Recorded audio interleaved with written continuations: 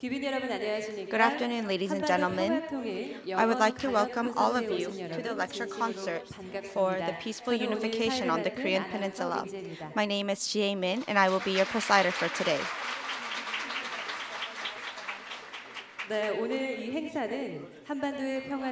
Today's event is a cultural performance festival in hope for a peaceful unification on the Korean Peninsula. It is co-hosted by Irum Art and the Institute for Advanced Studies in Levant Culture and Civilization. Today's event is being led by the International Peace Youth Group, and it is being sponsored by many organizations, including DMZ World Peace Park Promotion Committee, One People Movement Confederation, Main Office for the Promotion of the Unification of Korea, National Protection of the Korean Citizens Confederation. I would like to take this time to thank all the organizations for their support. Please give them a great round of applause.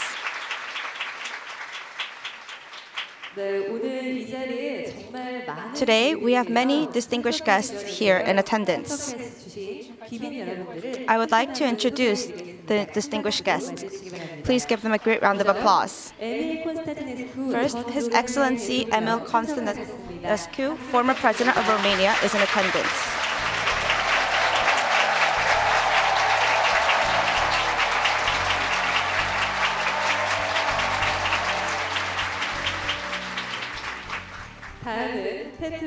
His Excellency Petro Lucinski, the former President of Moldova, is in attendance.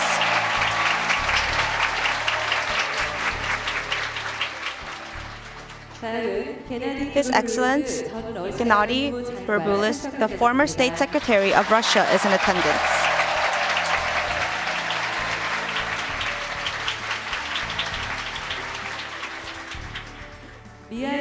His Excellency Mihai Ciompec, the Ambassador of Romania to the Republic of Korea, is in attendance.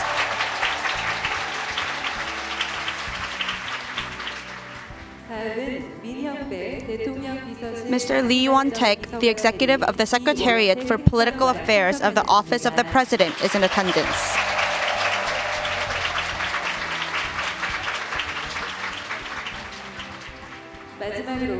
And lastly, Mr. Man-hee Lee, Chairman of Heavenly Culture, World Peace, Restoration of Light, is in attendance.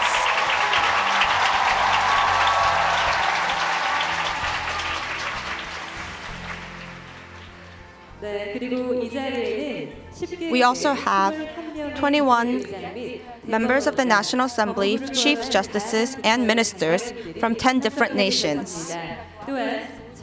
Also in the audience, we have around 2,000 women, youth, and press in attendance. I apologize for not being able to personally introduce every distinguished guest due to the time constraint.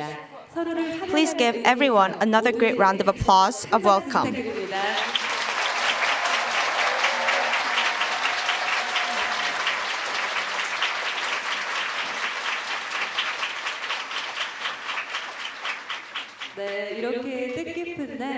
On this meaningful day, many youth volunteers are here because they are working for the actualization of peace through the organization of IPYG. The IPYG has prepared an introductory video. Please turn your attention to the screen.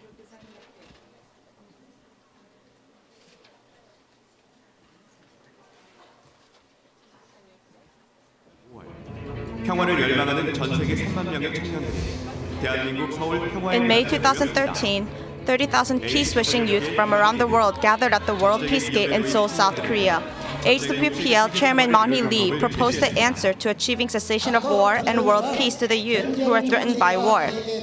We call on all youth to unite in an effort to stop wars and pursue the restoration of peace by registering to the one and only International Peace Youth Group. With this declaration, the work of world peace begins.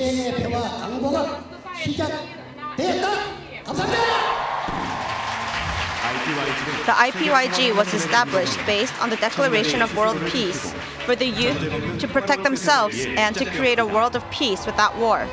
The IPYG, an organization under the umbrella of HWPL, is working for world peace with 851 youth organizations in 111 countries and 5 million youths as the wings of HWPL. In order to spread the mentality of peace outlined in the Declaration of World Peace, the IPYG established May 25th as the 525 Peace Walk Festival Day, and they commemorate this day yearly with over 1 million people in 106 cities of 41 nations. The IPYG speaks of peace in an era of war and conflict. The IPYG Forum, held during the World Peace Tours, is a priceless and precious time to plant the seed of peace in people's hearts and meet the youth organizations and youth members who will join in the efforts for peace. When a war breaks out, who goes out to the front lines to fight? It's the youth. Neither the politicians nor the laws of our world have been able to compensate the youth whose lives have been sacrificed in wars. A person's life is more precious than the whole earth. People, peace, where everyone in the world could live in, is what is truly valuable. This is why I do the work of peace without rest. Doing this work of peace is the answer to achieving your peace.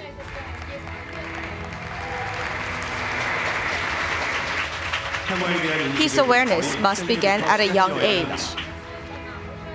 As they grow up, peace will become the path to a better future.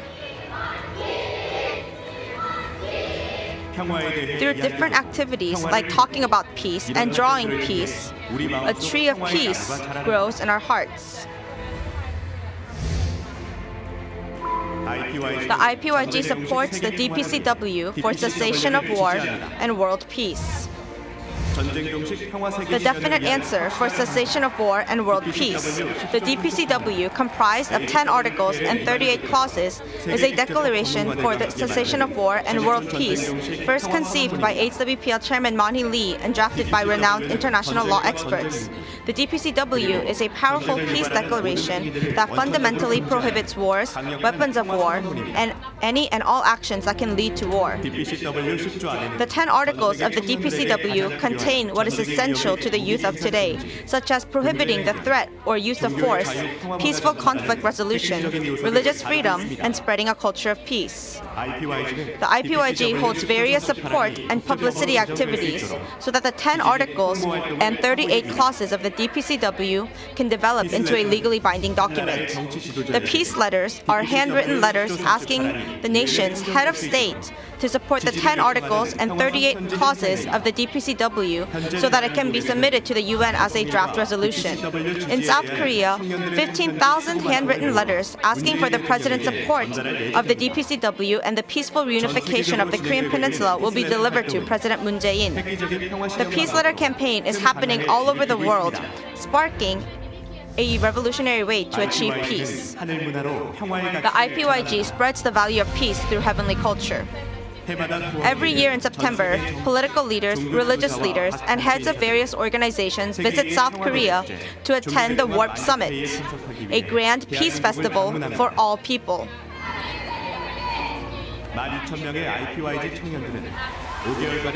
12,000 IPYG members trained for 5 months to illustrate the true image of war and the practical way to achieve world peace through heavenly culture. The card section touched the hearts of those at the WARP Summit, compelling them to join in the work of peace.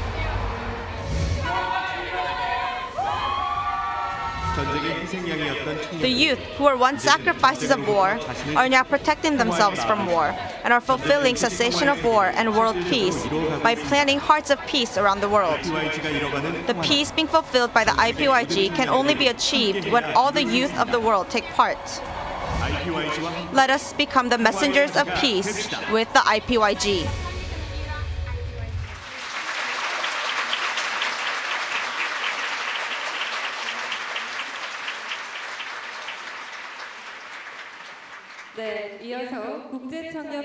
Now we will hear the opening address from IPYG Director Young-Min Chung. Please give him a great round of applause.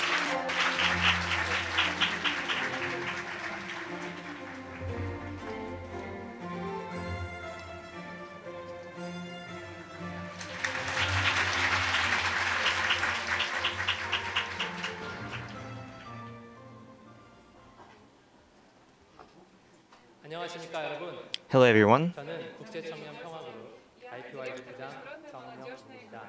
My name is Jung Young Min.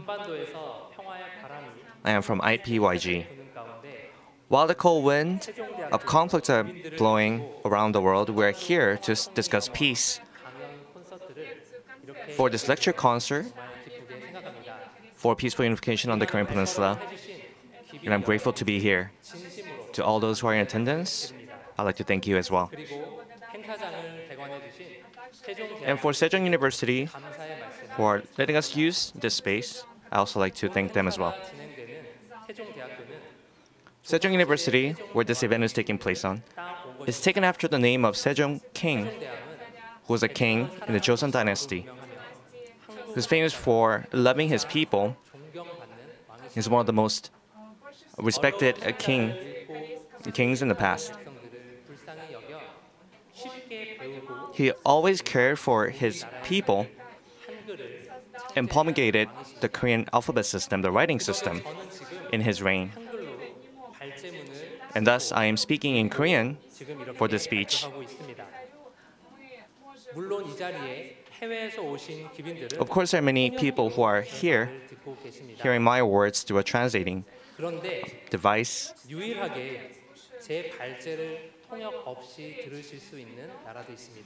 But there are countries that can't understand my words, or there is a country that can't understand my words without a translation device, and that is North Korea.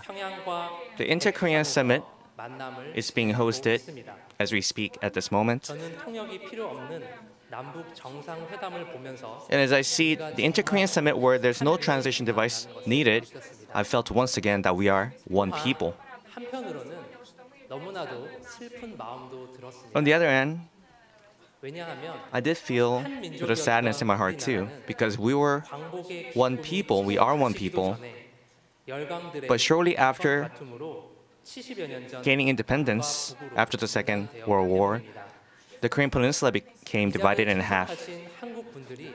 To all the Koreans who are here, when we go overseas, a lot of times we are asked questions if we're from South Korea or North Korea.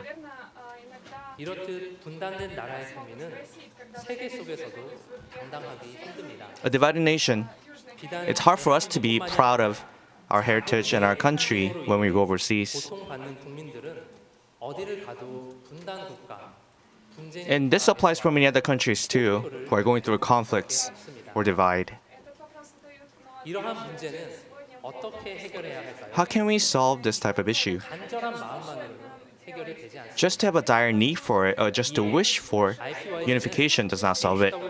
This is why the IPYG, along with HWPL, we're working for a practical solution to bring peace.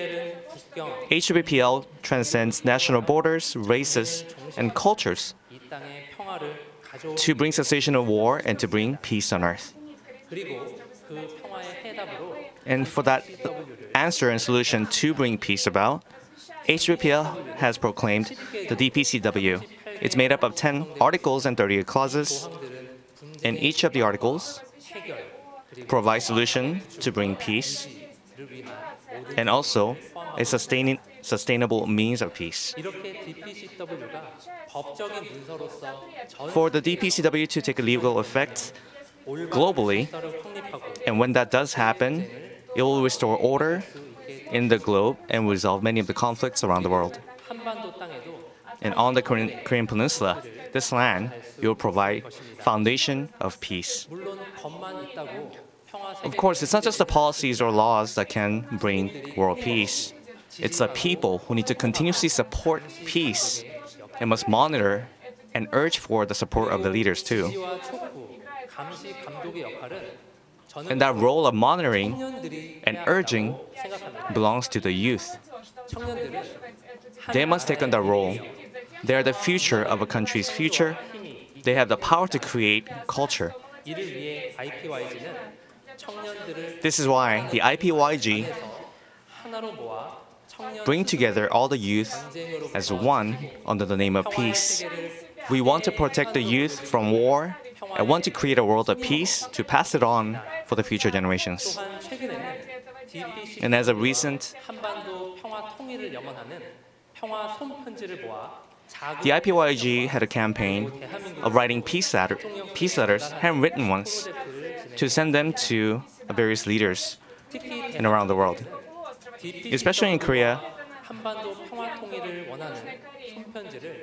the peace letter campaign was able to gather 150,000 handwritten letters in Korea to present to the president for the purpose of supporting DPCW and for peaceful unification of the Korean Peninsula, which shows how desperately they want peace on this land. And there are many other peace activities and events that are being conducted every month in various regions of South Korea. Overseas, too, many leaders from around the world have been sending us letters to support a peaceful unification on the Korean Peninsula. And today, too, for this very lecture concert, they're very respected and famous guests from around the world who are in attendance here. Just from this, we can see how everybody wants peace in the Korean Peninsula, from the people and from the leaders, too. There's a saying that goes, if there's peace on the Korean Peninsula, then it will be peace on the entire world, too. People who are filling up the space here, you can see how much they want peace on the Korean Peninsula. And it gives me a conviction that peace will take place here very quickly. For all those who are here from overseas and from Korea too, and all the students who are here, it's a very special event as we have a special lecturer, His Excellency Emil Constantinescu of Romania.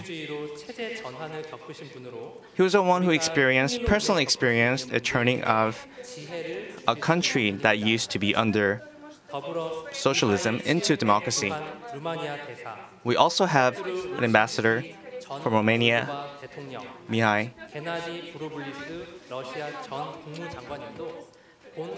Champek, as well as Gennady Burbulis, who are invited here to give a special lecture.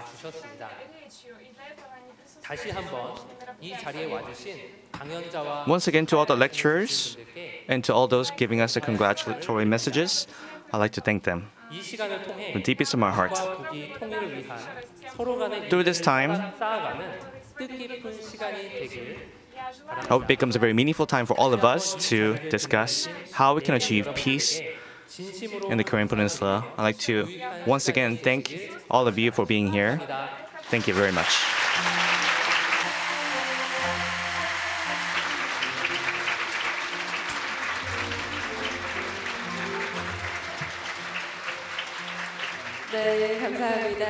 Thank you. Please give another great round of applause to Mr. Chung of the IPYG.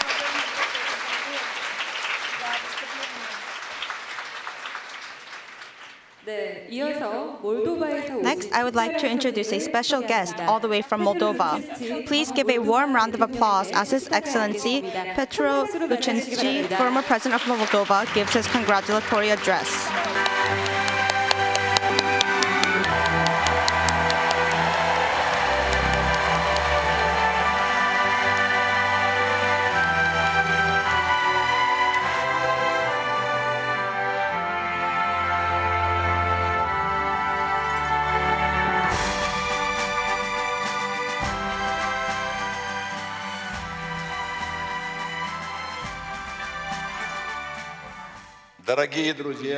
Dear friends, I'm addressing to you exactly like this because all of you now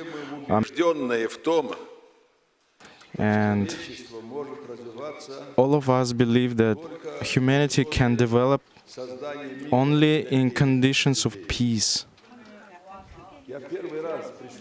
This is my first time to be here at such a peace forum, and I impressed so much, and I believe this is the only way that we can achieve peace and that we can spread kindness and love among our people, families, and country. I honestly want to say that every single conference I visit, I always try to talk about this topic. Within last 25 years, peace questions almost disappear from our everyday dialogues. Instead, we always hear the fighting against terrorism and some politics issues, and this is all in vain. That because we cannot achieve, we cannot be successful in all these questions without peace. Второй мировой войны. Просто лидеры Европы ужаснулись. After the World War II, all the leaders of different countries, they realized the aftermath of these horrible wars and how many people died and how many.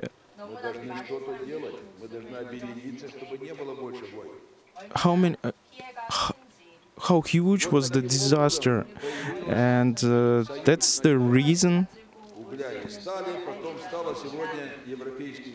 That's the reason all countries try to gather together and make kind of uniting organizations such as European Union. Если лидеры стран прежде всего не поймут, что But first of all, now people forget all those feelings which they felt after the World War II. Now we have to remind them again.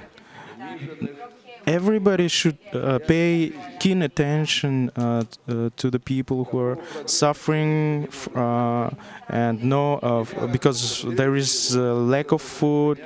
And because people are suffering because of war and conflicts, that's why we have to arise these questions again and again.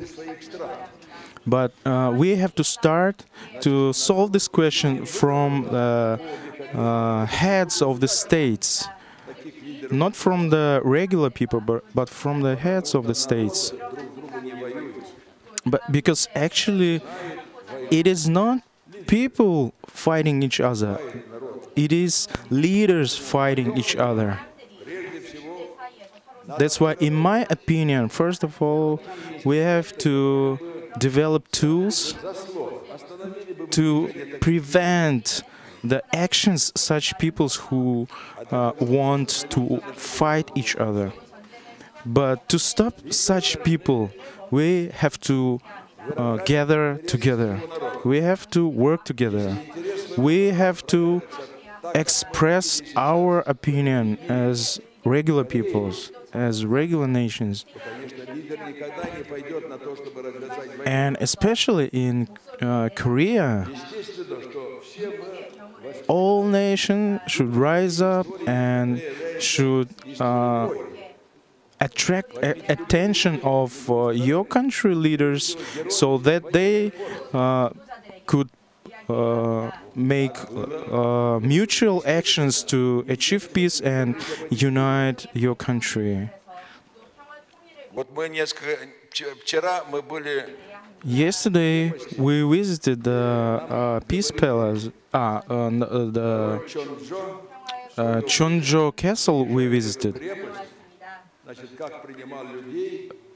And we heard how Chonjo King mothers, he invited all people from all over the Korea to come to his mother's birthday, and this remain in the memory of whole nations until now. Moreover,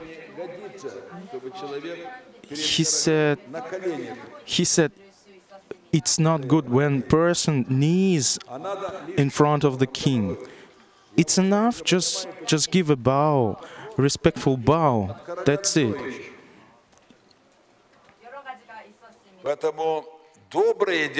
That's why good things and actions of the state leaders through the education should be peaceful, first of all.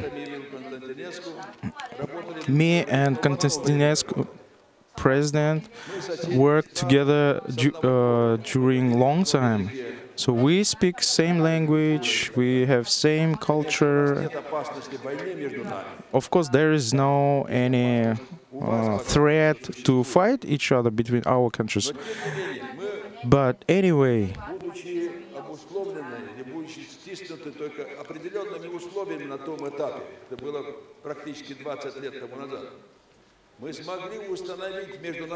but anyway, 20 years ago, we were able to establish peaceful relations between our countries.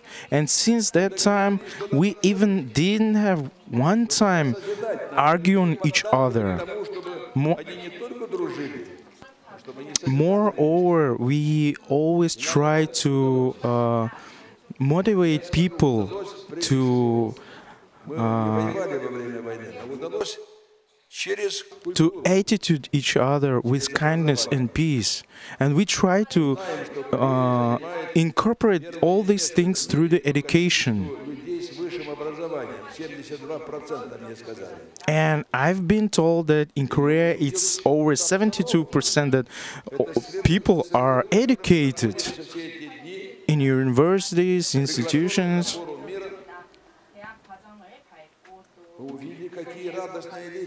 And when we came here, we were surprised to see so happy faces of the students and people around. And I would like to see here and in such form the both leaders of North and South Korea. And actually, if those people would be here, I would like to share with them my opinion about how to gather the peace on your peninsula. If both leaders of North and South Korea want to gather your country as one nation, then they step by step should take continuous actions. And I'm pretty much sure that we are so close to achieve peace, world peace. The only thing remains, we have to persuade every single state leader on the General Assembly of the United Nations to accept the declaration, DPCW. My friends, our life is beautiful, but there is another thing. We have to fight for this wonderful life. You cannot achieve anything without taking hard actions. And not just actions, we have to work together. From all of my heart, I congratulate you with this movement, that you started this movement. And all people know that sun rises from the east. And let this sun shine upon all dark places where people live in the war, where people suffer.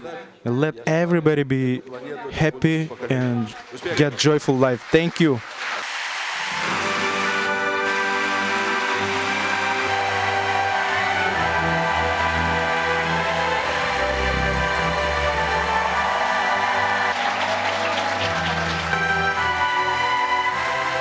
네, 감사합니다. 뜻깊은 Please give another great round of applause for His Excellency Petro Lucinski for his heartfelt words.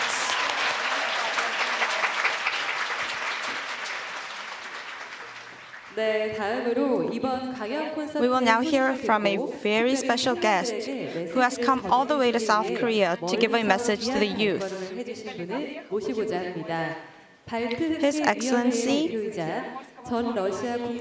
the former State Secretary of Russia and the current Black Baltic Sea Forum President, His Excellency Gennady Burbulis, will give a special presentation on the topic of the importance of youth in urging a peaceful unification of the Korean Peninsula. Please give a great round of applause as His Excellency comes up.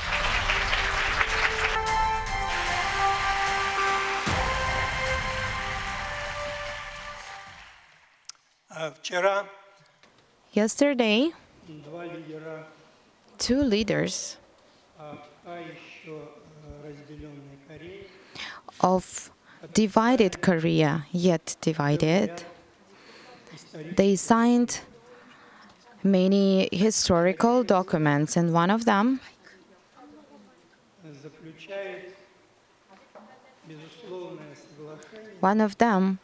is the absolute agreement to start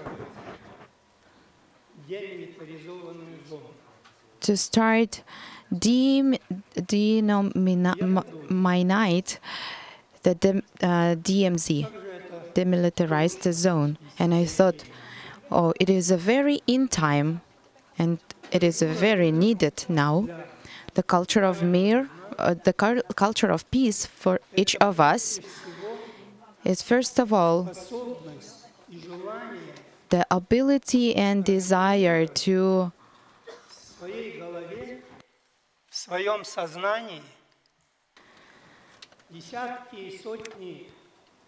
get rid of all the minds that we have in our conscious and mind, get rid of all these minds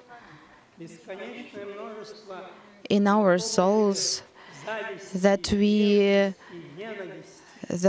was gathered in our souls, the hatreds and the jealous and offenses. So this culture of peace is the very hopeful and joyous process, but at the same time very difficult, because we are trying to find the inner harmony to create our own life with the universe, with very unique rules, according to the stars on the sky. The culture of peace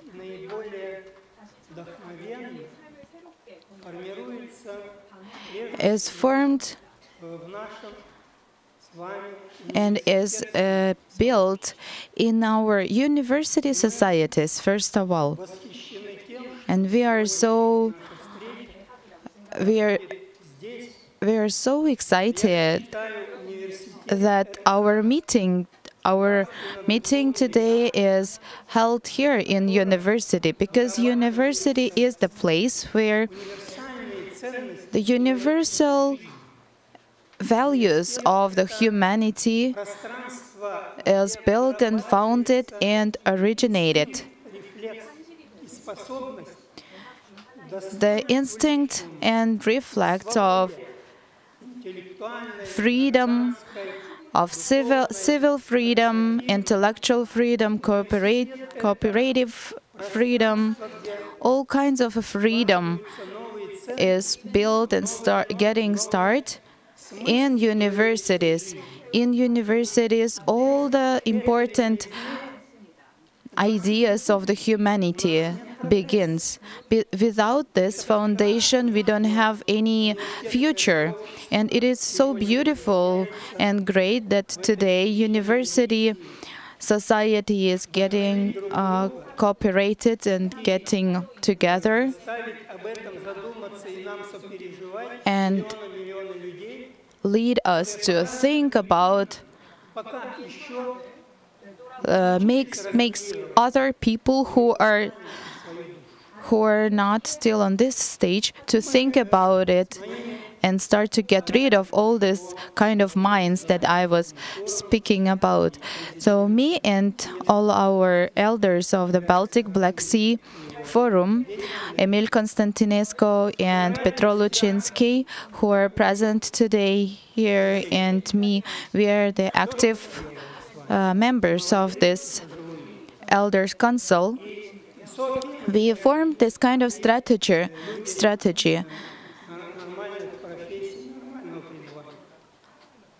We are the people who have the normal professions and occupations,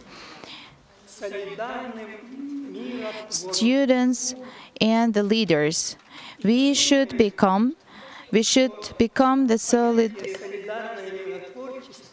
We should come to the dialogue of solidarity for the peacemaking. And this basis of solidarity and peacemaking are included in the Declaration of Peace and Cessation of Wars. Peace is not only a purpose and a very ideal dream, but it is a everyday work. This is a concentration of our will and desire and our efforts and our skills for the culture of peace to be achieved. But without the culture of commemoration, we cannot have the culture of peace. So all our desires and goals today, we need to connect with our history, with our origins, with our international and global historical origins. We cannot be very firm today if we don't have the firm past. So in this understanding, this peace culture is the culture of dignity. For me personally, every morning I repeat the first article of the Declaration of the Human Rights, and I am very sure and convinced that the DPCW has a very strong relationships with the Human Rights Declaration and should be promoted and become the international law. And this article of the Human Rights Declaration of the Human Rights proclaims that each person has its own freedom and right, and each of the person should act according to that. From the birth, our rights and dignity is absolute, and the first right of the person is the right for life in peace. So now we are getting closer to this kind of solidarity, peacemaking form, where we have the very good purpose and goal that all the Korean nation and my country, Russia, and all the nations on the region of Baltic and Black Sea and all the globe is hoping for. But in this document,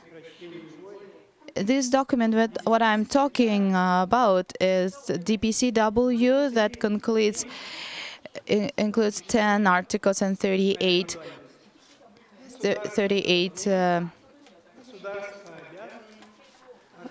parts. And it includes this kind of expression that all the states or UN, United Nations should do something. have to do something.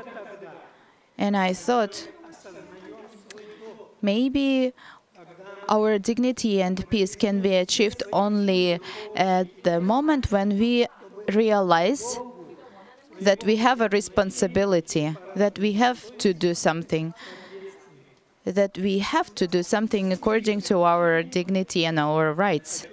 So in the conclusion, I want to confess that in my life, it happened so that I'm not a religious person. I do not belong to any religion, but I am Gennady Burbulis, who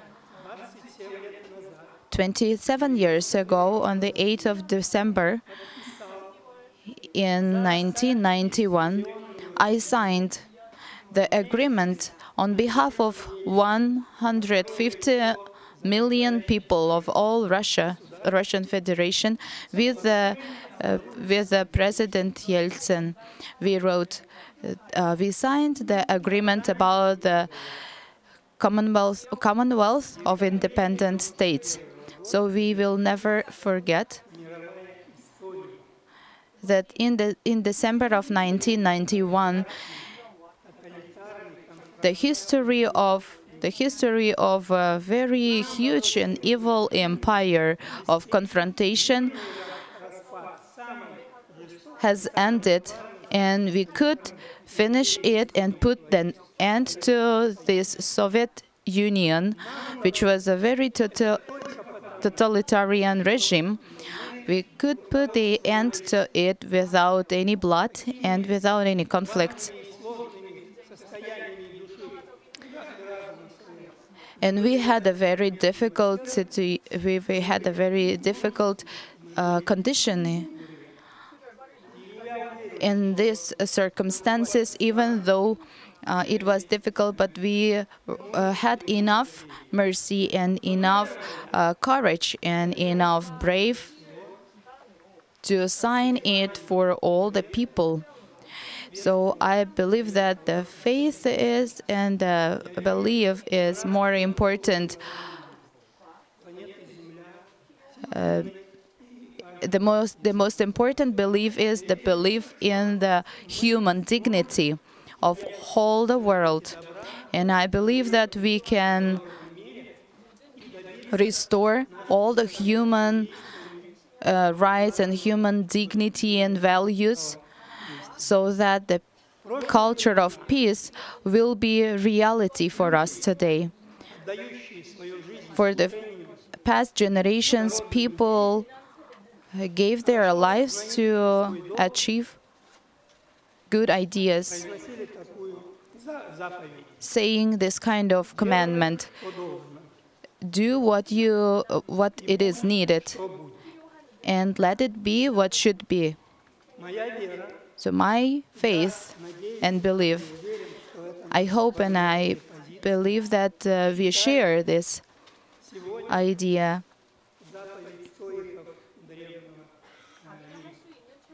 This is the common. I believe that this kind of commandment is not enough. So let us have our own commandment, which is sharing this and being one in this. Do what is needed to do, and there will be what we hope and what we dream about, and there will be what we believe in, and it will happen for sure. Thank you very much.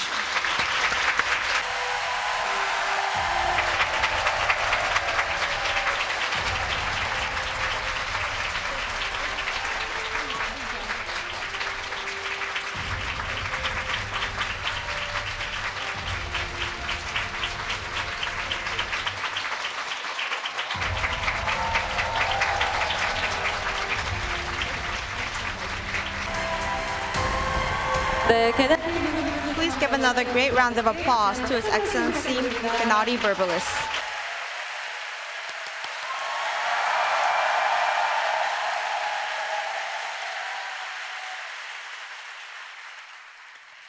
It is now time to hear the special lecture from His Excellency Emil Constantinescu, the former President of Romania and the co-host of today's event. He has come all the way from Romania for peace on the Korean Peninsula. Before His Excellency comes up, we will watch a short video.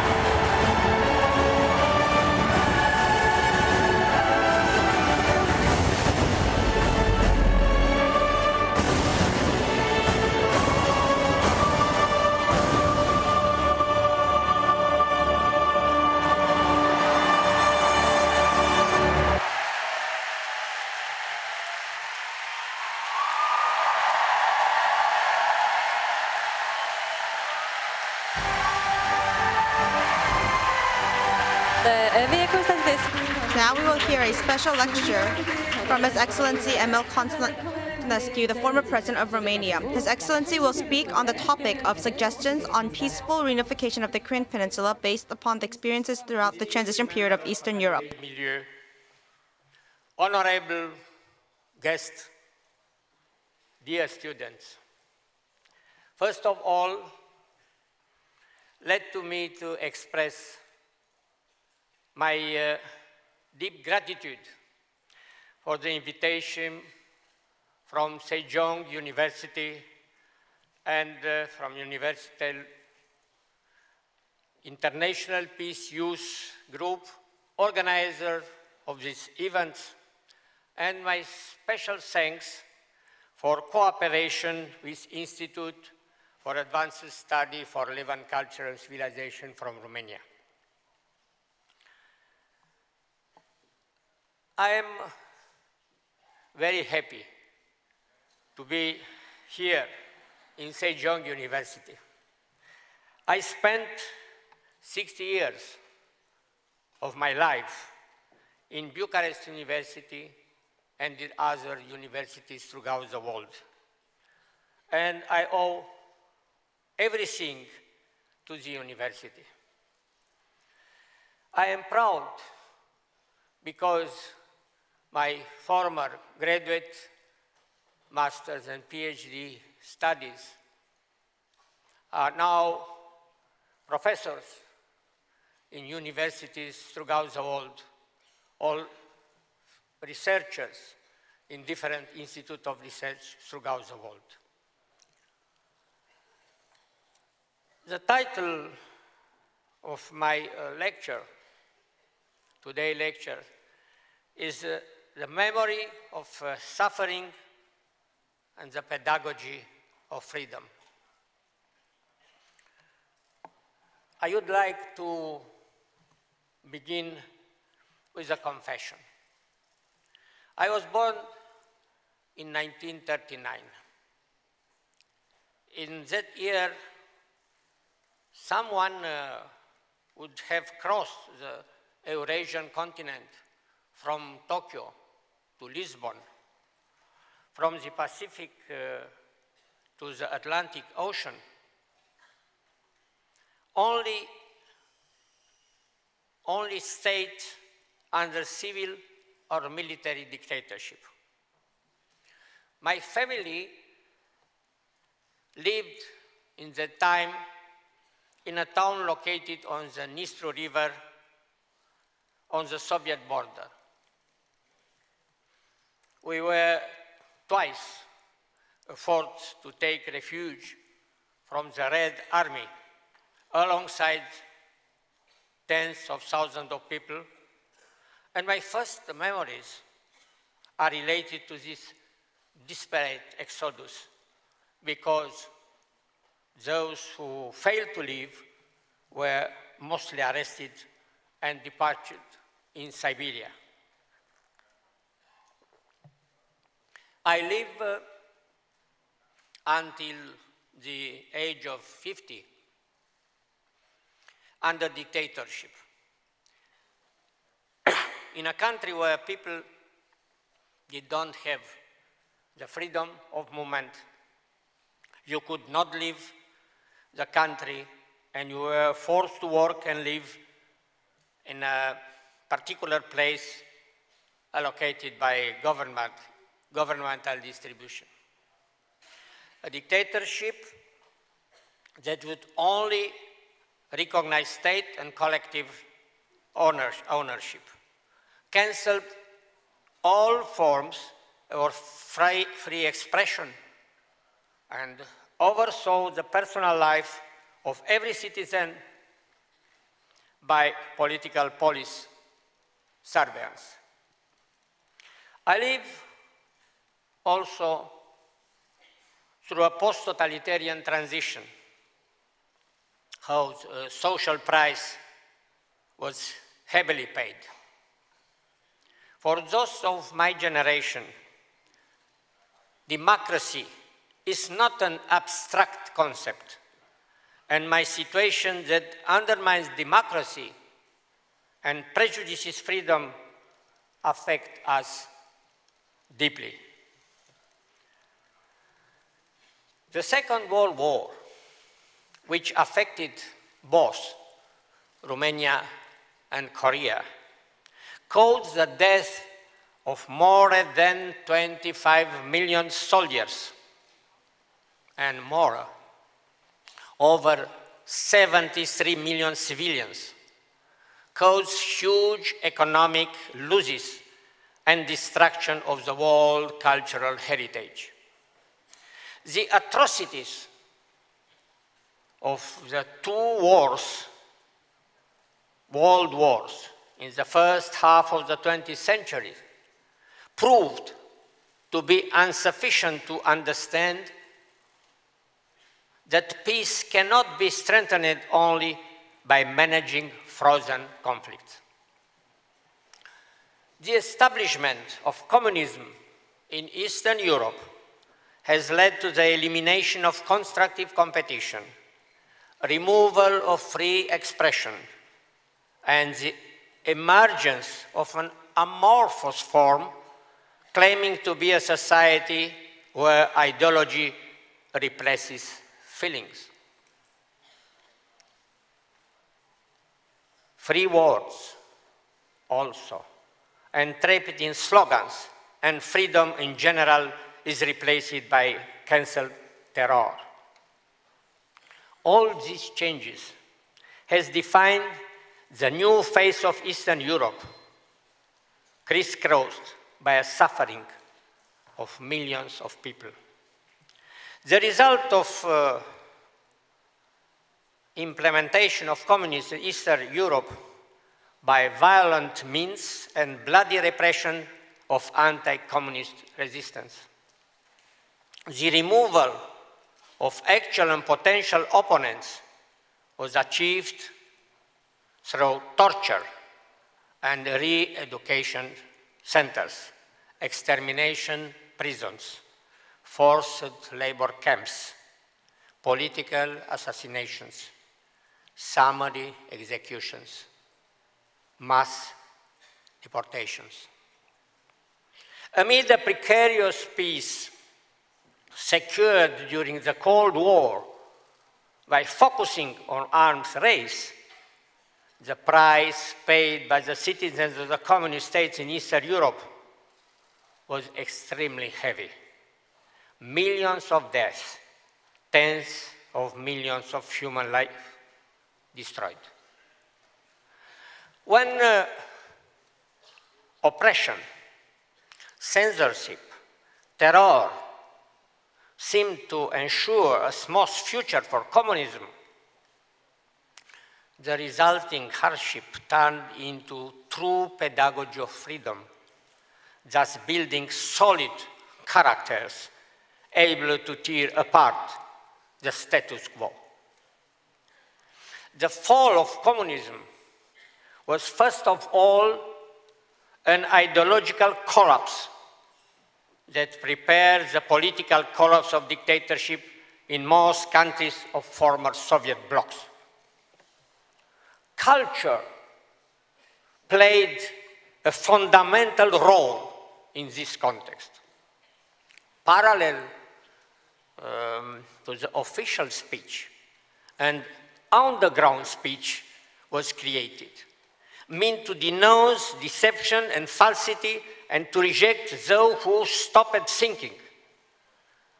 The danger came from the intellectuals in their own countries despised by the members of the communist apparatus. The danger came through the word of the Democrat intellectuals and through their writings, illegally disseminated to citizens of their countries, tricking surveillance and censorship. The change took place when Mikhail Gorbachev's new team launched perestroika, the economic reform, but especially glasnost, the transparency, meaning the freedom of communication. Dear friends, we have among us today in this room one of the most important members of this team, of Gorbachev team, who owes a peaceful transition to democracy, Petru Luchinsky, doctor in philosophy, who later became the chairman of the Parliament of Independent Moldova and democratic president of Republic of Moldova. And I salute his presence here.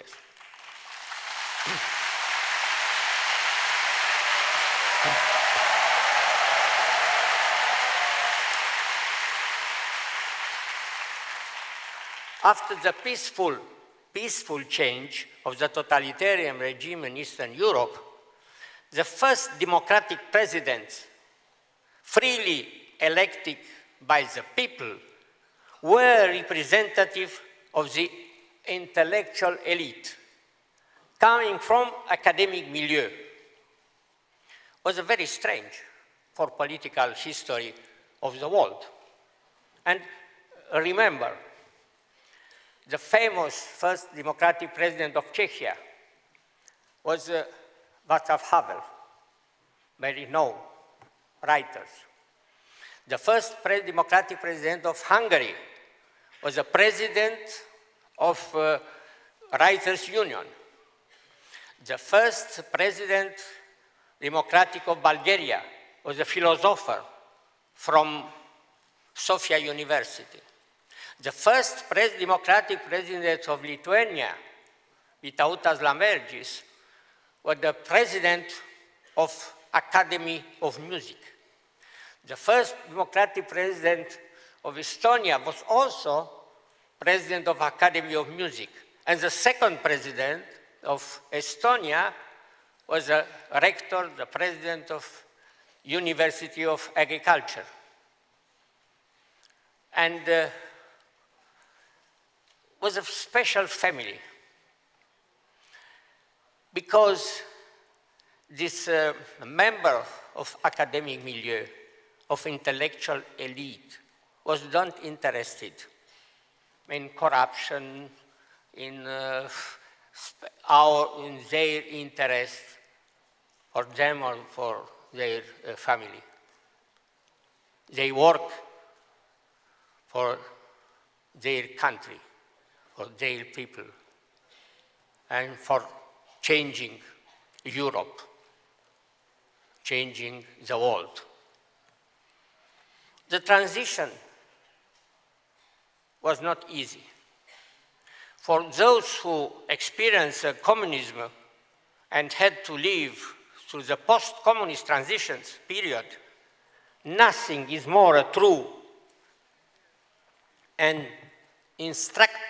instructive than the reading of the Exodus in the Bible. We understand from Exodus, from Bible, best why it took 40 years for the Hebrew people to reach the Holy Land. What is the meaning of the worship of the golden calf? The temptation of collective debauchery, violence and treason, the need of the table of laws, and the punishment for failing to comply with the 10 Commandments. The historical memory appears to be the element explaining why citizens from former communist countries refuse to support totalitarian approaches, regardless of the coat they are wearing. The pedagogy of freedom needs a memory of suffering because, as in the case of health, we perceive the value of freedom only when we no longer have it. Debating the relations between the democratic power and individuals' freedom also targets the distribution of wealth. In novel, The Karamazov Brothers, but famous Russian writers, Dostoevsky, one of personage, Ivan, tells Alyosha that if people would be asked to choose between freedom and bread, they would choose, many of them choose bread. This is also the psychological foundation on which totalitarian regimes ground themselves in order to obtain a consensual obedience. A significant part of the population in the former communist countries continue to regret the times when they had poorly paid by safe jobs, lived in miserable condition, but in houses received by government allocation. And they were given minimum food rationed by cards. But the most important psychological element stopping rebellion was paradoxically the fact that everyone was equally poor, and they did not feel humiliated one in relation to the other. The comeback of neo-communist party is based on this nostalgia.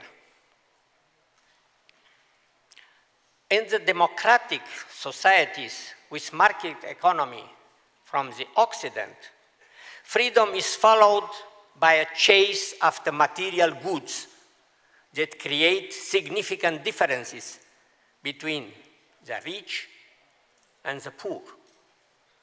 These differences are often not correlated with the quality of quantity of work performed and with the contribution to the general welfare of the society. Many times, these realities overwhelm the ones who believed in the ideals of democratic principles in the Western world, including us.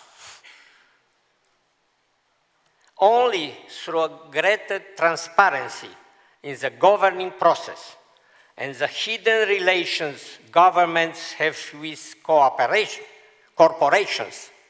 more fair governance methods can be reached. That the experience of the communist regime, which tried to alienate our natural humanist European vocation, was paid at the cost of tens of millions of human lives. Freedom, regained through sacrifice, has created not only rights, but also responsibilities we gradually familiarize ourselves with in often difficult social and psychological conditions. The citizens of the former communist countries have been deprived of all their rights, including the right to live, for half a century.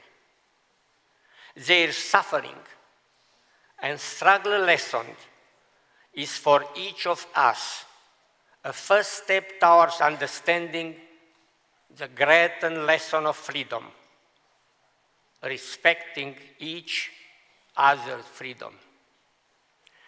The elimination of the democratic conscience needs more time than the one required by the adoption of democratic laws or institutions.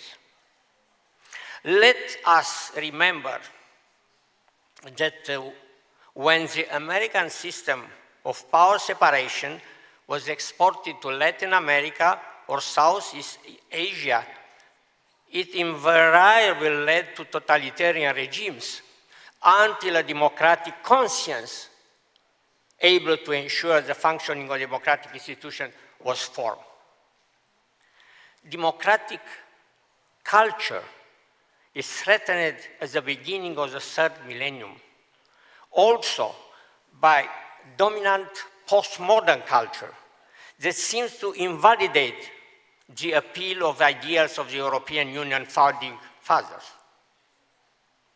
Political leaders, the same as ordinary citizens, seem to ignore the social significance of governments by thrift, virtue, and moderation, essential moral values. Perhaps exactly a return to these values, given that the social cost of governance are supported increasingly harder, where society is rapidly being divided between the privileged and the disadvantaged, could be a reconstruction tool for politics on other grounds than the collectivism imposed during communism and the selfish individualism promoting capitalism. Return to moral values could be an alternative to the careless or contemptuous attitude towards the needs and the requirements of those treated only as a mass of voters or producers and consumers of goods and information. In the long run, for the survival of the quality of democracy, the essential factor is a democratic conscience of those who choose freely. I come back to a novel, The Karamazov Brothers. In this novel, Dostoevsky tells us that man prefers stillness and even death to the freedom of solidarity choice between good and evil. Nothing is more seductive for man than his freedom of conscience, but nothing is a greater cause of suffering. Dostoevsky wrote these lines in the 19th century, from the perspective of people who never knew individual freedom or democracy. 100 years later, in December 1989, in my country, Romania, young people who demonstrated against the communist dictatorship in the University Square in Bucharest did not ask for bread or for higher wages. They voiced free elections, freedom of the press, freedom, we love you, we die for you, and we will die and we be free.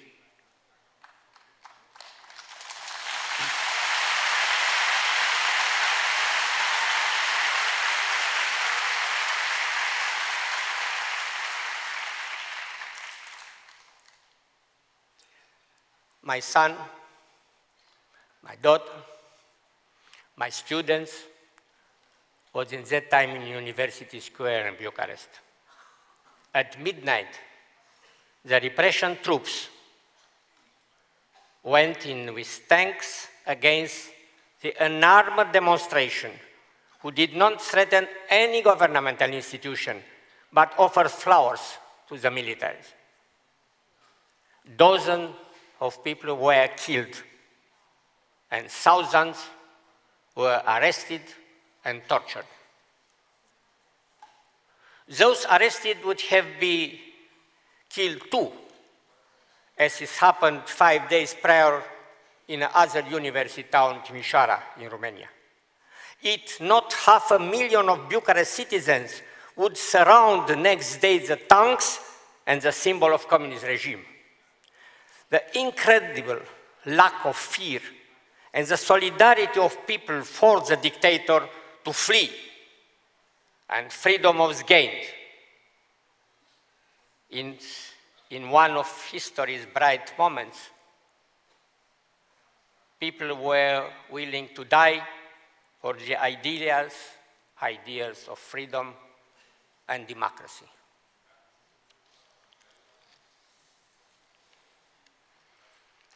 The experience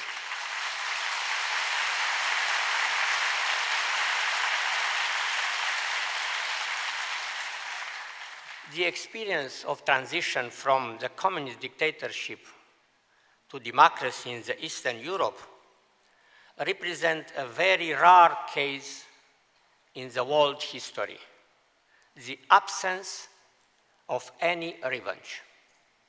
The survivor of the communist regime repression wanted that nobody suffer what they had suffered, and all the citizens were given the possibility to contribute to the democratization of the country. This situation is representative especially for Romania, where the bloody repression took place even in the last moment. The situation in Romania is interesting for the current events from the Korean Peninsula, because we are also a nation living in two different states.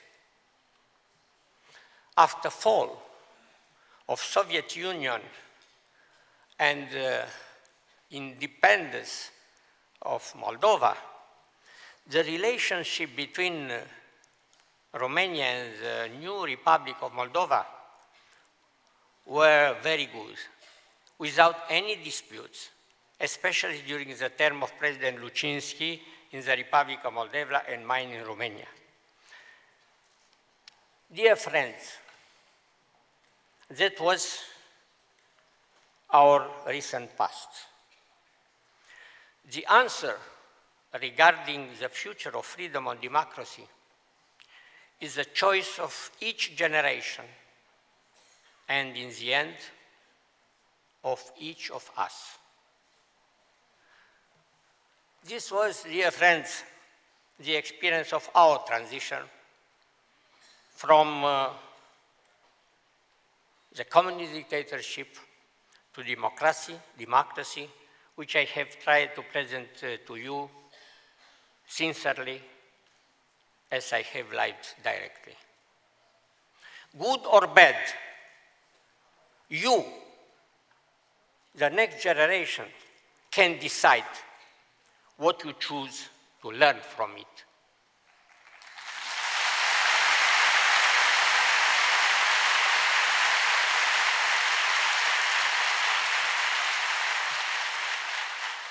But at the end of my lecture, I ought also to say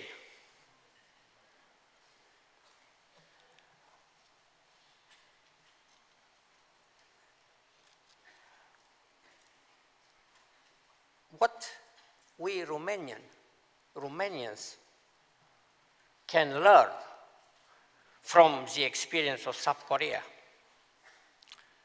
And what I have understood from my 3 visits in Korea over the last 24 years. I would use a single word, impressed me in all my visits in Korea. Patriotism, an increasingly rare sentiment in today's globalized world. And I would first refer to solidarity of Koreans. Over the last 3 decades,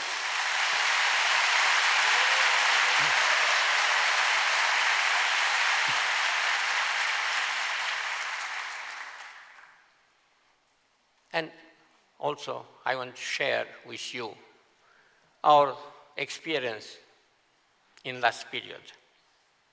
Over the last 3 decades, we have secured our territorial integrity by integrating into NATO. We secured we have economic security through European Union integration. And we have had the highest economic growth rate in the European Union for the past 5 years. But, unfortunately, 100 years after the great union of Romanian lands in the single state, we are disunited, different by different group or individual, political, or social interest. We need to rediscover what unites us, our common goal. We need to redefine ourselves in the globalized world by what we are and not we have. Only this way we can preserve our national identity and dignity, respecting all other nations in globalized world. Thank you for your attention.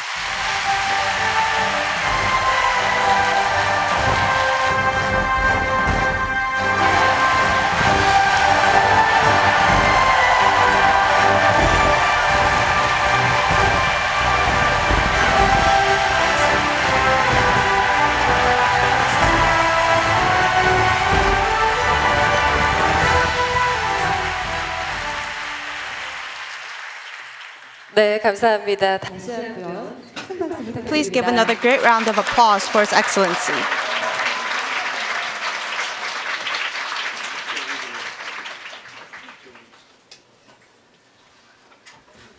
네, 다음으로 오늘의 행사를 주관한 Next, we will hear from the head of the IPYG, who is the co-host of today's event, as well as the chairman of HWPL. We will hear the words of encouragement from Chairman Man-hee Lee. Please give him a great round of applause as he comes up to the stage.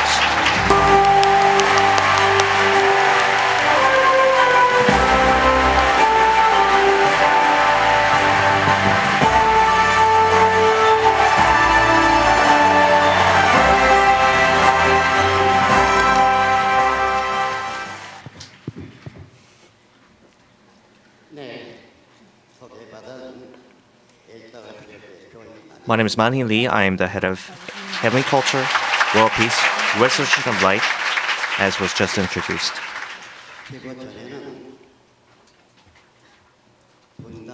In this world, there are many countries that went through divide in the past and as a current right now too.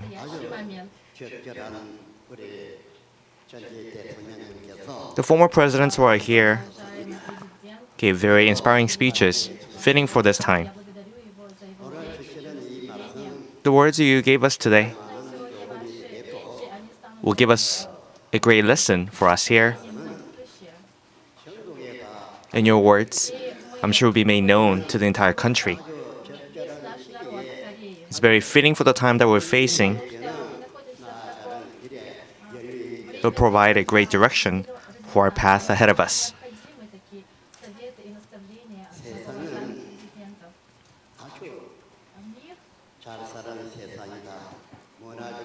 We're facing an era that is more prosperous than ever, of great culture, but at the same time, it's a very dangerous time that we're facing.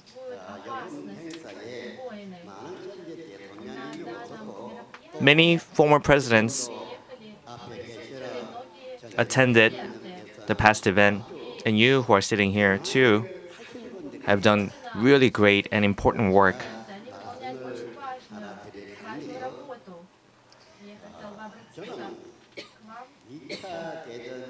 And for myself, I was a student during World War II, and I'm sure people who went through that time know very well how it was then.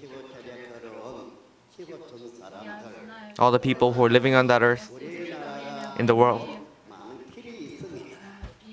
then, went through many experiences. Same for the people in Korea too. Unfortunately, in Korea, we wanted sovereignty, we wanted independence, but now we became two divided nations.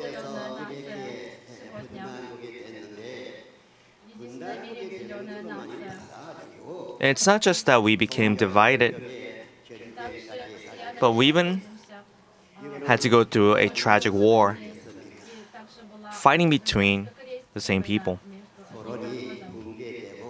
After Soviet Union became dismantled,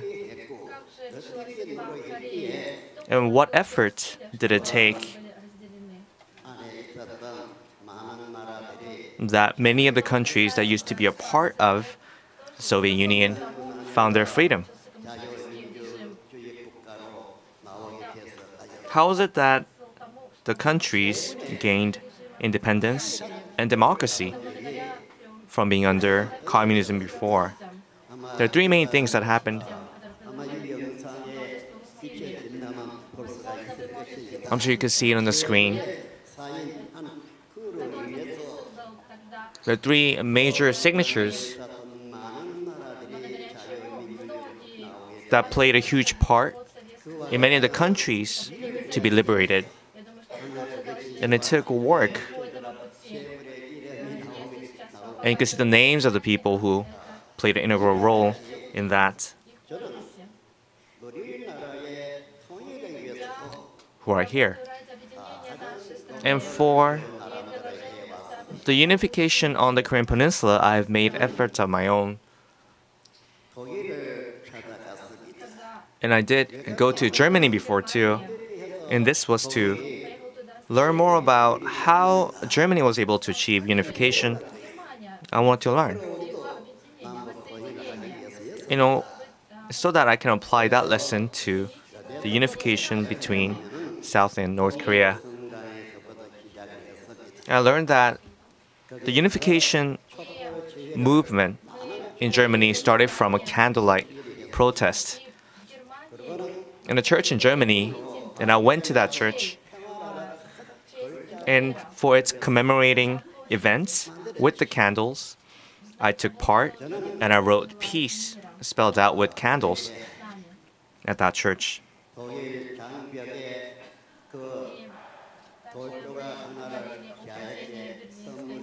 And I was given a gift of a rock from the Berlin Wall.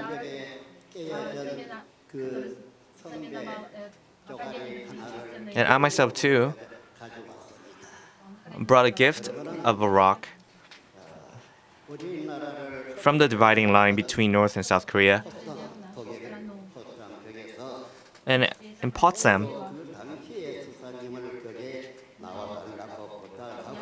I requested a visit from a former Prime Minister of East Germany, and I got to meet two of the former Prime Ministers of East Germany.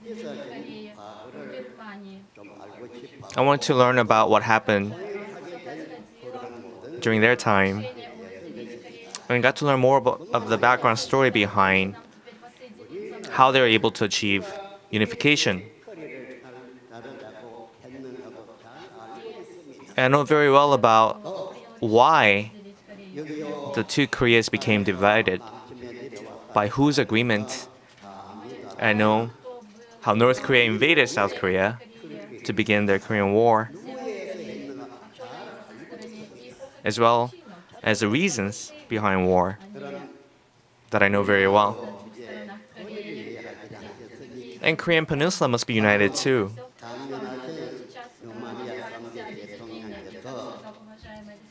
And Mr. Constantinescu, the former president of Romania, I was invited by him to attend the event in Romania. And I was invited to the National Assembly of Romania. And for a commemorating event to celebrate the fall of communism in Eastern Europe, I met with many of the former presidents there, as well as youth in the region. And during that event, I was invited.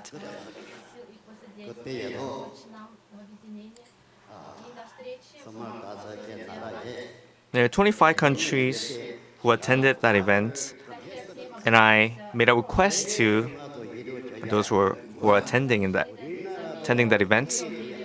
World peace is needed for all of us, and there also needs to be unification on the Korean Peninsula, and I asked them for their support for that unification to be achieved. And because of their own experience of coming from communism to democracy, and they're the ones who have seen it firsthand, the change, the time of change. And that's why I asked for their help in supporting for a unification between the Koreas. But through the nuclear ambition of North Korea,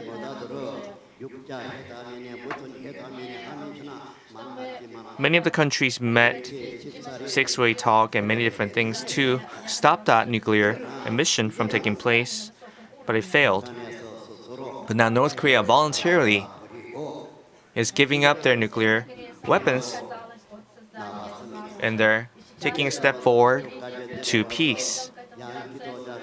They came to the South, and the two leaders of North and South Korea, they held hands to talk of peace. And at this moment too, the president of South Korea is in North Korea right now. And I'm sure they're there to discuss how the two Koreas can be unified once again in peace. I am also engaged in a global peace movement. And I'm doing this because I believe that this can be done and it will be achieved, this world peace. A world of peace for all countries. And with that answer, the solution to achieve it, I've gone around the world many times.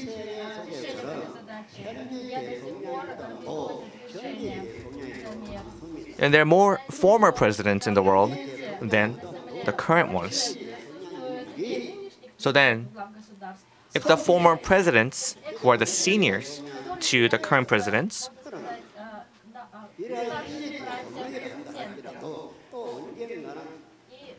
which means the current presidents too will someday become former presidents. Well, as the senior members who've gone through that position before the current ones, they can meet and provide advice and guidance to achieve world peace together.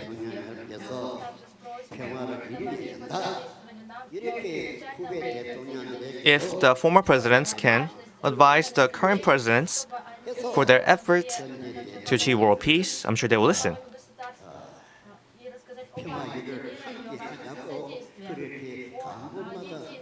So everywhere I went, I asked for their support and help in working for peace together, and they've all agreed each and every time. So then what will happen at the end of that effort? I'm sure the current presidents will listen to their seniors, the former presidents. And peace needs to be achieved. And once world peace happens, there will be no more war, as everyone desires for peace, not war.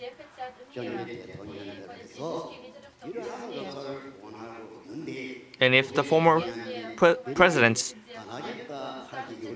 show their dire support and wish for peace, then I'm sure the current presidents will follow too.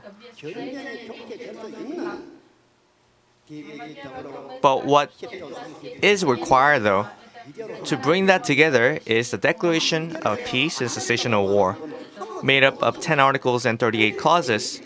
And every person that I met, everywhere around the world, they agreed that this can bring peace. And this is why I'm making such a great strive to bring that to reality. So then once the DPCW becomes implemented as a legally binding document that's affected internationally, there are also other things to consider.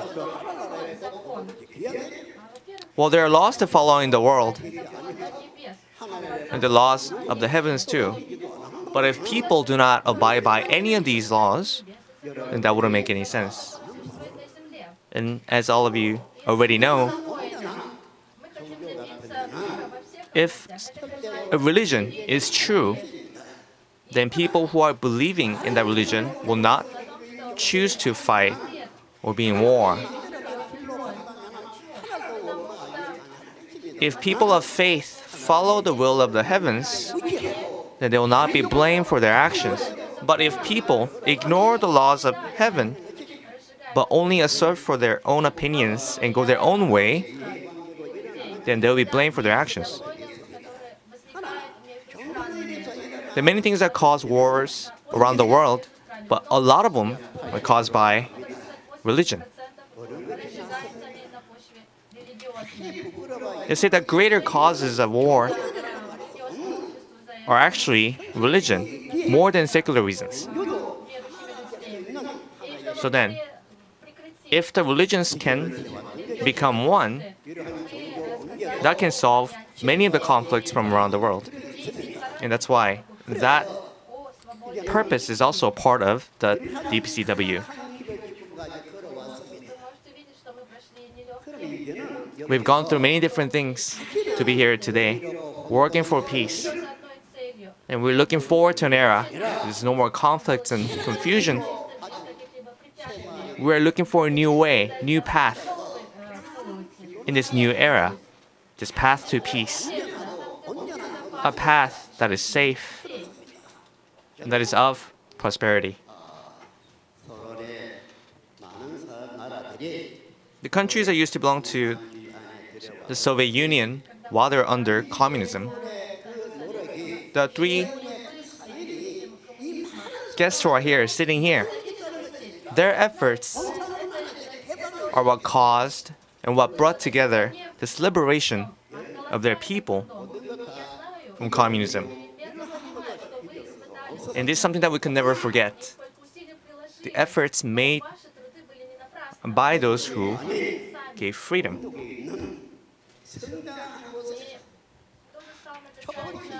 And this candlelight protest that began in Germany, that brought together unification,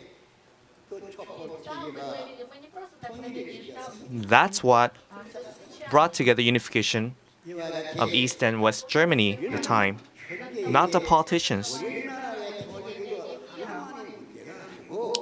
So then, it's not just about unification on the Korean Peninsula, but we're talking about the entire world all becoming one together.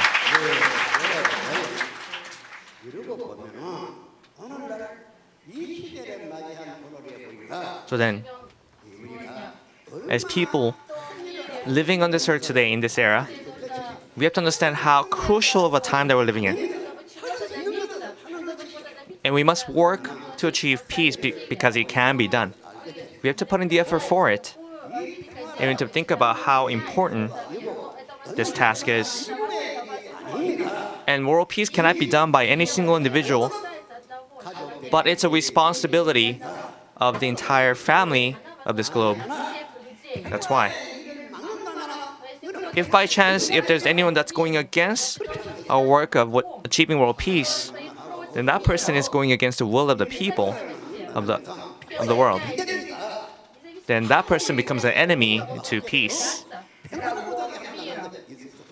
doesn't make any sense for anyone to oppose peace. It cannot be based on any personal greed or national benefit or gain that a person or an organization will go against world peace from being achieved. And I'm sure the heavens are watching us too, doing this work. For the speeches you gave us today,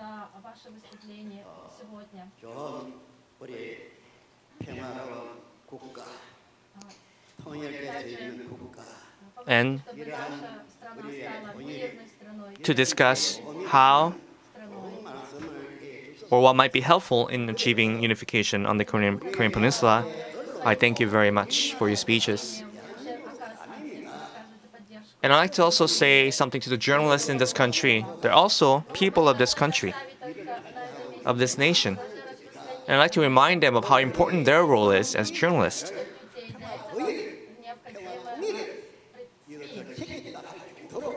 Journalists can play an integral role in bringing unification on the Korean Peninsula, especially facing this era we're living in today.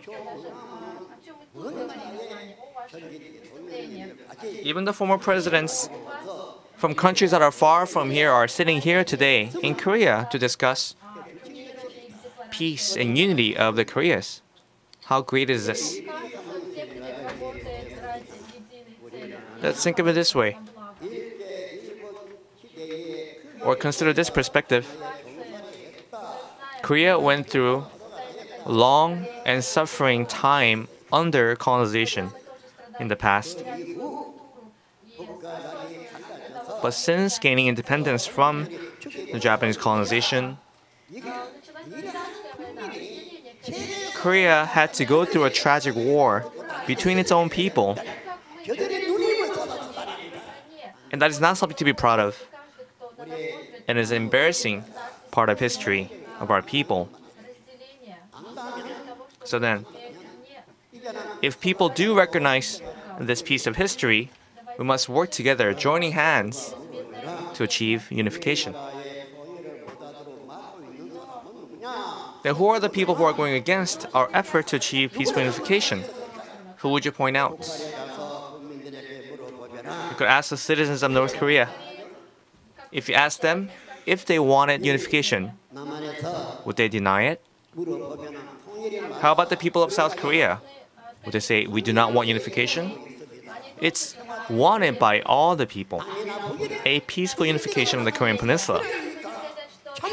This is a fact. So then if the leaders are engaged in politics for the people, then they will be at the very front line to achieve a peaceful unification on behalf of the people.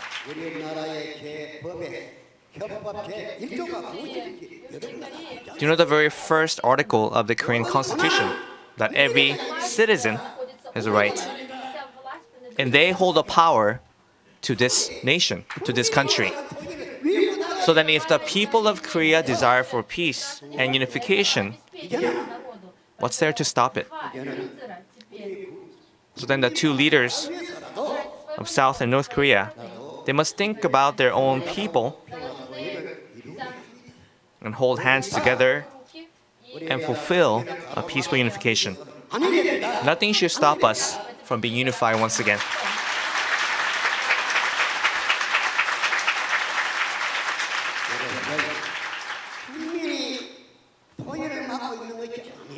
It's not the people who are stopping us. from achieving unification.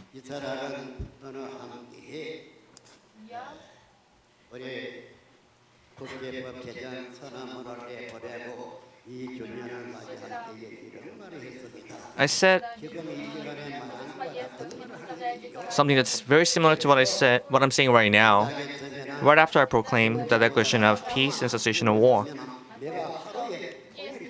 I said that if the two heads of South and North Korea can just take a step back, I can bring unification into reality in just a day. What is unification? If we're the same people, if we speak the same language, if they become one once again, isn't that unification? People must be allowed to travel back and forth between the two countries that are divided right now, and unification will follow.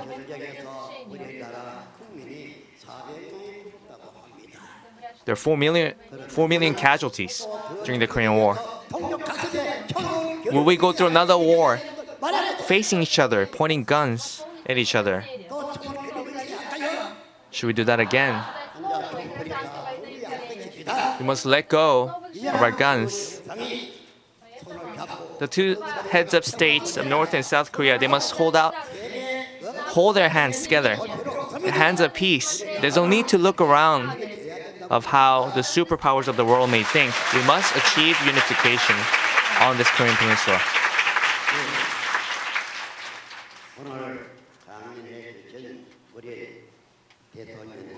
Thank you very much for your speeches and lectures. For all the people who spoke today, I thank you very much.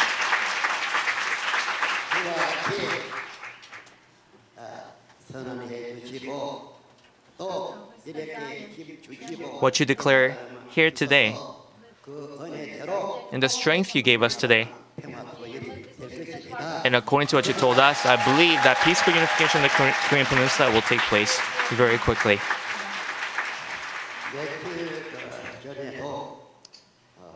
A few days ago, it was the 16th, a former president gave a lecture on peace.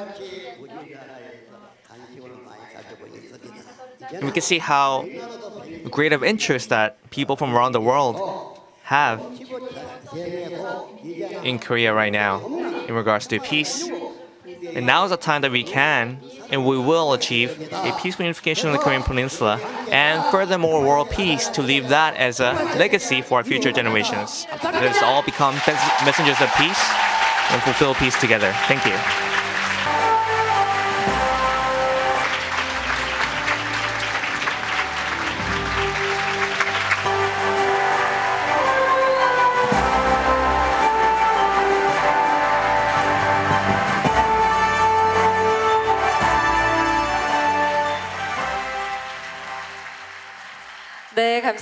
Please give a great round of applause to HWPL Chairman Man-hee Lee.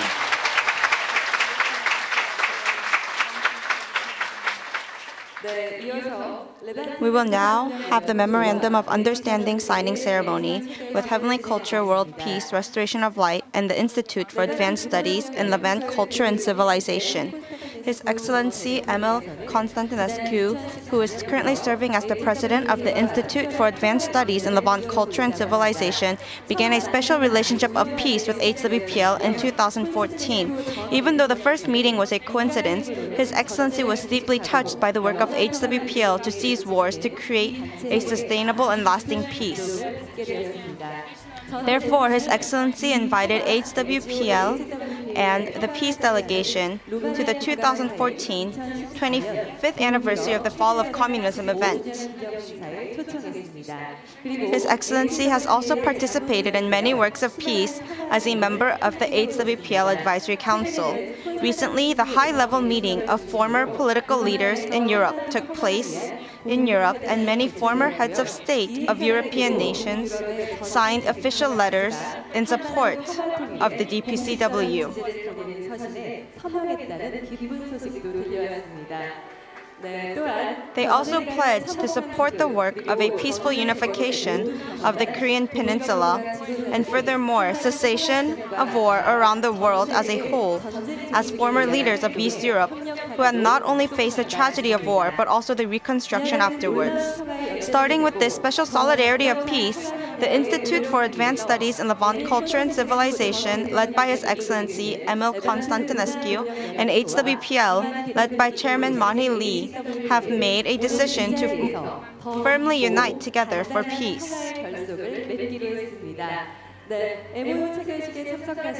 We will now have the two heads come up to the stage for the MOU signing. Please give His Excellency and Chairman Manhee Lee a great round of applause.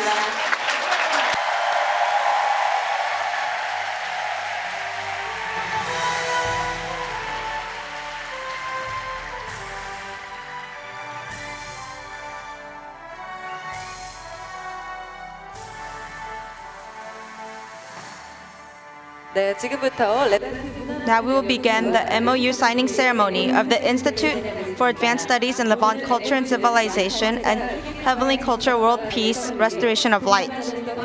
The MOU states that both organizations will cooperate as partners for the goal of fulfilling world peace and that they will put their best efforts forward and provide any necessary support in achievement of this goal.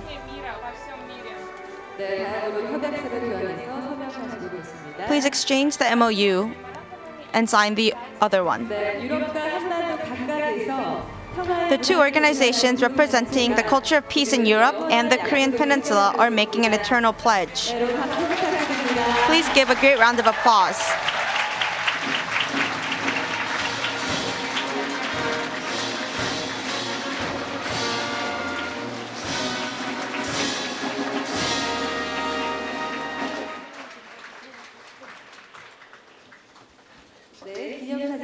Now we will take a commemorative photograph. Please look towards the camera in the center.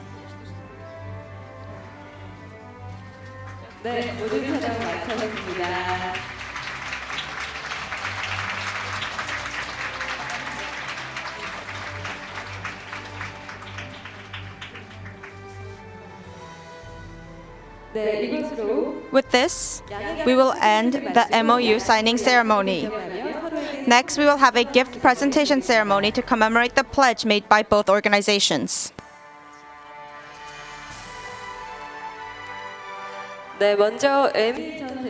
First, His Excellency will present his gift to Chairman Lee. His Excellency has prepared two different gifts.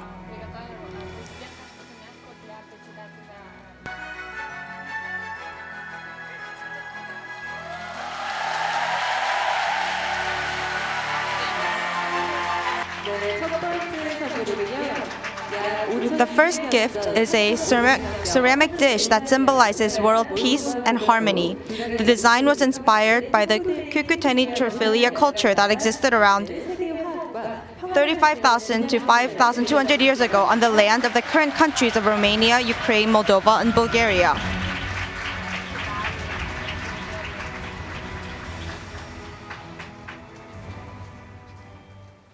Dear friends, I am happy and honored to be again together with Chairman Manhee Lee, working on this noble mission of achieving peace all over the world. I have been working a long time with Chairman Lee. We're working for many years, and I deeply admire his endeavors for spreading peace, love, and understanding. Firstly, I met Chairman Manhee Lee in Berlin when I was president of Academy of Cultural Diplomacy. And we decided to working together to develop cultural diplomacy. Now, I'm very happy to be here in Sejong University, and I launched in Berlin the first higher education system and network in the world for graduate, master, and PhD in cultural diplomacy. Now, idea is to extend to Sejong University, to other Korean university, this type of higher education in cultural diplomacy. Secondly, I was very honored to can offer two symbolic gifts from my country to HWPL. First gift is the first Romanian traditional ceramics inspired by the Cucuten Tripilian culture. It was a culture 7,000 years ago developed in the current territory of Romania from Neolithic period. It was the first important culture in Europe, developed on the territory, current territory of Romania, Ukraine, Bulgaria, and Republic of Moldova. The design of this represents a symbol of universal harmony, a symbol of peace. The second gift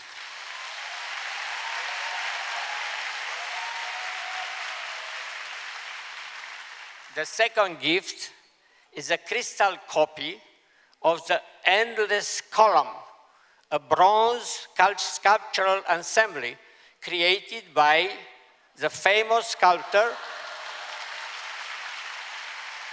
Romanian sculptor Constantin Brâncuș, one of the founders of modern sculpture in the world.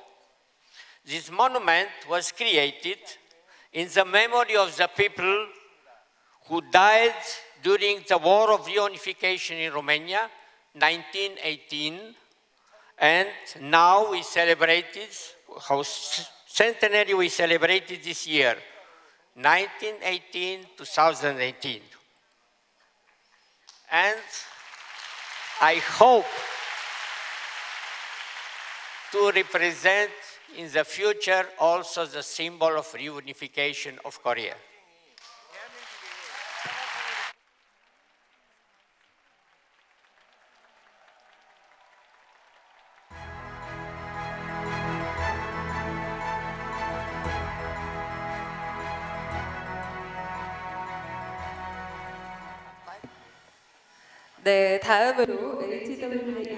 Next, Chairman Lee will deliver his gift to His Excellency.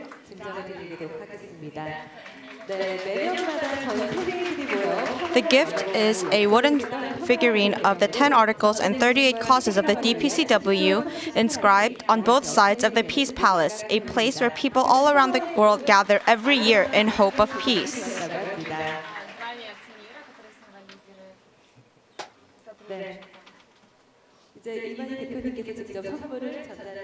Please give them a great round of applause. And now we will take a commemorative photo. And now is my gift for Sejong University.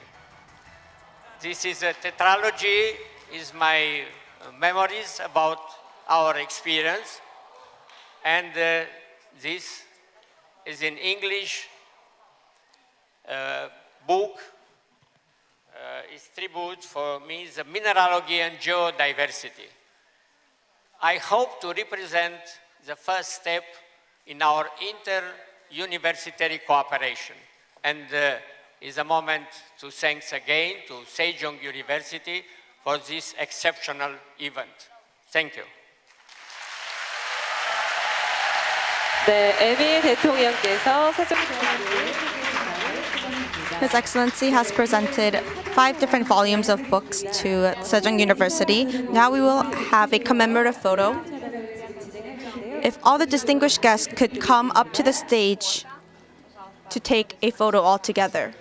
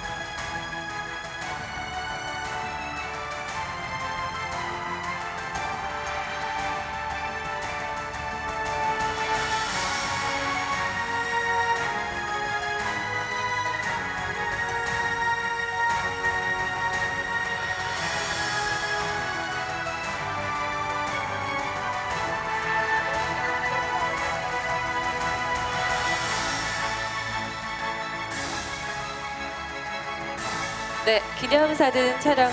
We will now take a commemorative photograph. When I say on the count of 3, we will say we are one and take a commemorative photo. 1, 2, 3. We are one.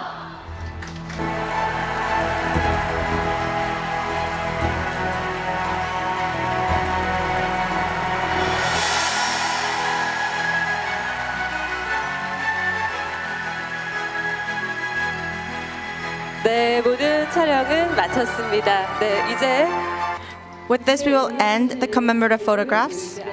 If all the distinguished guests would return to their seats, we will continue with this lecture concert. Please give them a standing round of ovation as they come down from the stage.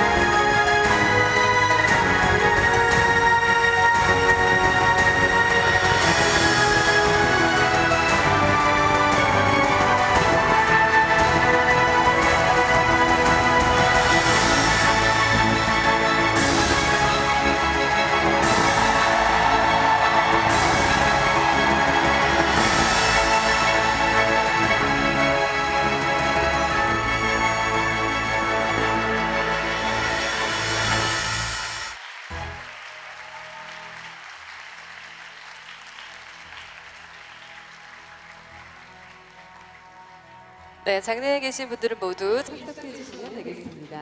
Everyone, please take your seats so that we can continue with the rest of the lecture concert.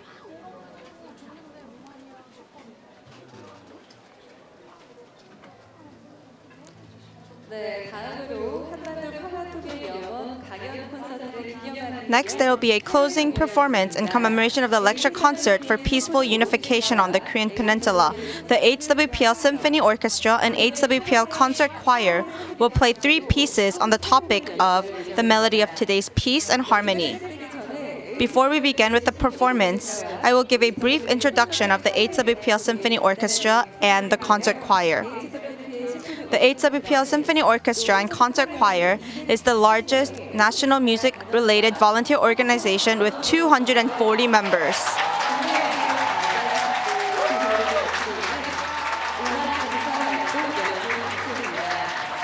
Starting in 2013 with their inauguration recital, the organization is famous not only for their amazing talent, but the passion of the members who wish to actualize peace through music.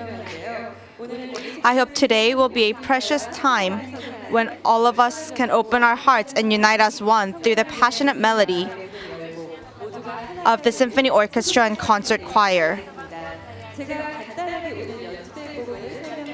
Let me briefly introduce the 3 pieces today. The first piece is the Opera Carmen Overture. This piece symbolizes the beginning of today's performance. The second piece is Arirang Fantasy, arranged by Choi Sung-won. As you can tell by the title, the Arirang Fantasy is a rearrangement of South Korea's representative folk song, Arirang, by North Korean songwriter Choi Sung-won. This piece has gained worldwide attention as it has been orchestrated by famous orchestras all around the world, and most notably, it was directed by Lauren Mazel of the New York Philharmonic Orchestra at the East Pyongyang Grand Theater. And last, the last piece is titled Korean Fantasy. It was written by South Korean songwriter Anik Tae, and it is comprised of 3 parts. Today's performance will be of part 3, and it will be a joint performance of the symphony orchestra and the choir. This piece is centered on the melody of the Korean national anthem and builds excitement through the lyrics of Manse, which means hurrah in Korean. The lyrics cover the beginning of the Korean people, its history, and the independence from an invading outside force. I'm sure all of you are anticipating today's performance. Please give the symphony orchestra and the concert choir a great round of applause as they begin their performance. Please give them a great round of applause.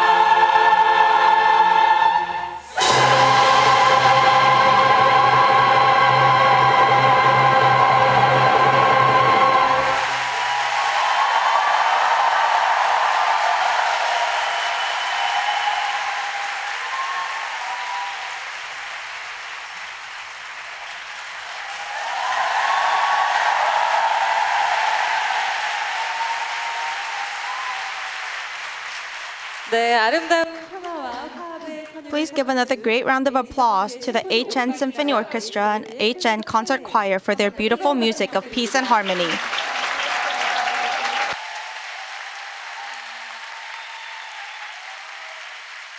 네, 다음으로 Now we'll begin the photography session in commemoration of today's event. Everyone, please look forward to the camera in front of you. We will take 2 photographs all while seated. First, on the count of 3, please shout, "We are one," and give a bright smile to the camera. Raise your right index finger and shout, "We are one," on the count of 3. 1, 2, 3. 잠시 멈춰주시면 되겠습니다. 네, 됐습니다. 네, 이것으로 사진 촬영까지 모두 With this, we will end the photography session. Thank you. 장내에 계신 내빈분들이 모두 퇴장하실 때까지 잠시 1층, 2층에 계신 분들은 모두 잠시 대기 Please remain seated until the